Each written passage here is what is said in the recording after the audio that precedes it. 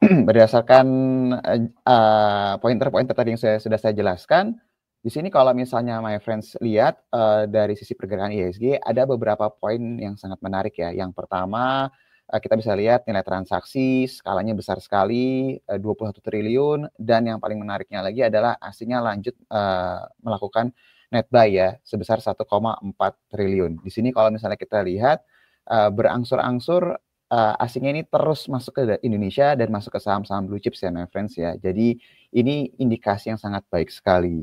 Dan berdasarkan tesis kita kemarin, kok ketika IHSG mulai mengalami kenaikan, kita bilang pada saat itu kenaikan ini sangat bagus karena saham-saham blue chipsnya naik, saham-saham konglomerasinya yang cenderung dengan valuasi premium juga masih mengalami kenaikan. Jadi ketika dua-duanya ini tanda kutip gotong royong mengangkat IHSG, ini adalah rally yang sangat sehat sekali dan sangat bagus sekali.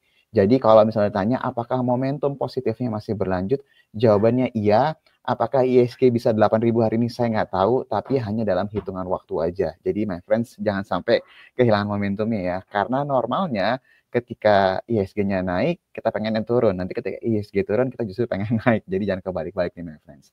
Nah, ada hal yang menarik berikutnya yang mau saya sampaikan di sini. Kalau my friends perhatiin, tadi kan saya sempat menyebutkan bahwa saham-saham konglomerasi ikut ambil bagian dalam mengangkat IHSG sehingga mengalami rally ya. Jadi nggak hanya saham-saham blue chips. My friends bisa lihat tampilan di sini top leaders yang memang kontribusinya positif terhadap IHSG.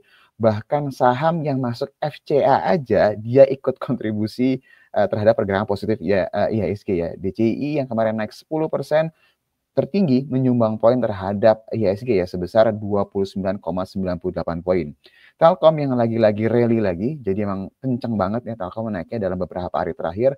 Ada juga DSSA, ada juga Astra International, blue chips juga. Jadi my friend bisa lihat ada Telkom, Astra, BCA, BRI, sedangkan yang konglomerasinya ada DCI, DSSA, TPIA, CDIA, Aman Mineral, sama SMMA. Jadi seperti yang tadi saya bilang, ini adalah rally yang sebenarnya kita harapkan dan ekspektasinya masih terus berlanjut.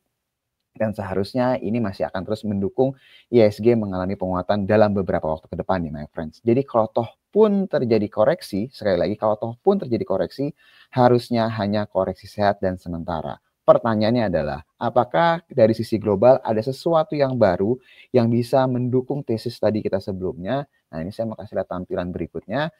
Kita beberapa waktu terakhir ini sering banget ya membahas tampilan ini ya my friends ya, atau Fed fund rate probabilities-nya ya, untuk cut rate-nya ya my friends ya.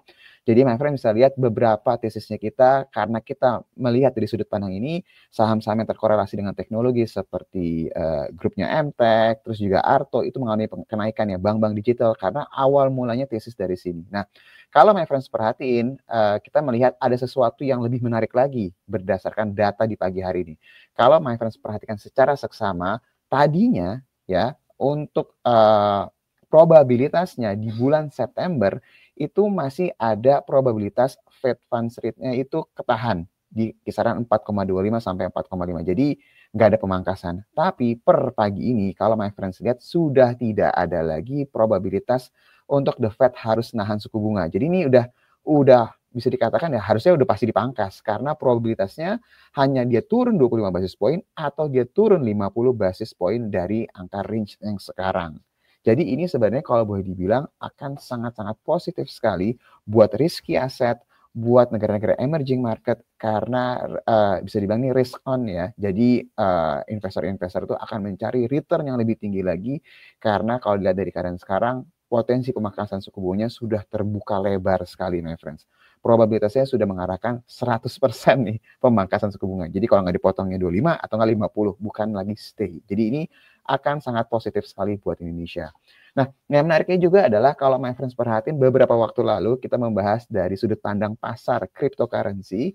Kenapa kita bahas pada saat itu? Coba aja dicek di archive-nya. Kita sering banget bahas ini karena kita melihat bahwa ketika risky aset ini mengalami rally, harusnya negara-negara emerging market seperti Indonesia juga akan mengalami rally juga. Karena ketika likuiditasnya berlebihan, risky asetnya sudah rally kencang, mereka akan mencari lagi kira-kira risky aset mana lagi yang returnnya belum optimal. Jadi rotasi hanya masalah waktu. Nah, kita sudah mulai lihat nih inflow yang terjadi di Indonesia dan ekspektasinya harusnya masih akan berlanjut.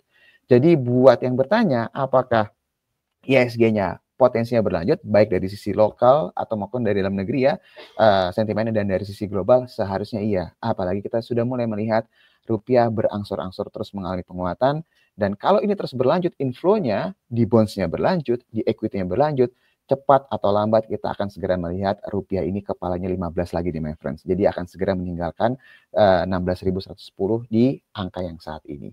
Itu kurang lebih dari sisi ISG-nya ya. Jadi cuacanya bisa dikatakan sangat positif sekali.